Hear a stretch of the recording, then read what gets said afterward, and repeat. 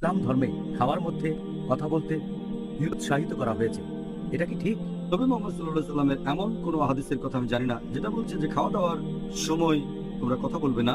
আর আল্লাহ কোরআনে বলেছেন সূরা নিসা অধ্যায় 4 আয়াত 59, তোমাদের মধ্যে মতভেদ থাকলে আল্লাহ এবং রাসূলের নির্দেশে ফিরে যাও। কোরআনে কোনো আয়াত বলছে না যে খাওয়ার সময় কথা বলা যাবে না। নবী সাল্লাল্লাহু আলাইহি ওয়াসাল্লাম হাদিসও বলছে না যে খাওয়ার সময় কথা বলা যাবে না।